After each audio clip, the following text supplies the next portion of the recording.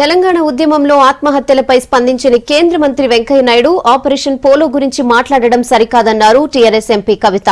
నిజామాబాద్ లో జరిగిన తెలంగాణ నాన్ గెస్టెడ్ ఉద్యోగుల వార్షికోత్సవ సభలో ఆమె పాల్గొన్నారు. కొన్ని పార్టీలు రాజకీయ పబ్బం కోసం రాష్ట్రంలో ఐక్యమత్యాన్ని దెబ్బతీసేందుకు ప్రయత్నిస్తున్నారని ఫైర్ అయ్యారు.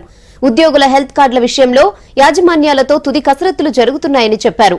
ఇన్కమ్ ట్యాక్స్ పరిధిని పెంచాలంటూ త్వరలోనే ప్రధానిని కలుస్తామన్నారు కవిత.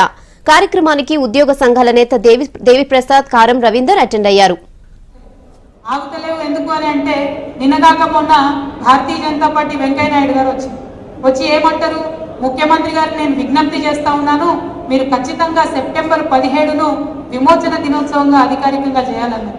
వెంకయ్య నాయుడిని మీ అందరి ద్వారా నేను అడుగుతా ఉన్నా, ఈ మీటింగ్లో ఎందుకు చెప్తున్నానో కూడా చెప్తా విషయం. మీ అందరి ద్వారా నేను ఒక ప్రశ్న వేస్తా ఉన్నా. 1999లో భారతీయ జనతా పార్టీ తెలంగాణ ఇయ్యాలని చెప్పి కాకినాడలో తీర్మానం చేసుకున్నారు. ఆ తర్వాత ఇక్కడ భారతీయ జనతా పార్టీ, తెలుగుదేశం పార్టీ రెండు కలిసి అధికారంలోకి వచ్చినాయి. కానీ అప్పుడు మాత్రం తెలంగాణ ఇవ్వలేదు. మరి ఆనాడు వెంకయ్య నాయుడు గారు, అయ్యో చంద్రబాబు నాయుడు గారు వీళ్ళకి తెలంగాణ అడిగితే ఇయ్యపోతుంది కదా, మరి అధికారికంగా సెప్టెంబర్ 17 చేస్తామని ఎందుకు అడగలేదన్నది నాకు అర్థమైతే. పోనీ అప్పుడు సైలెంట్గా ఉన్నారని అనుకుందాం.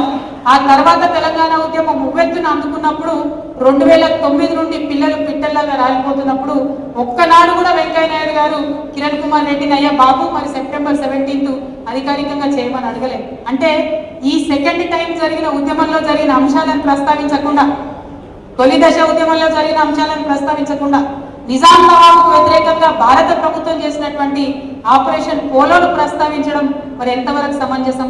ఇది ఏం కుట్రలకు సంకేతం?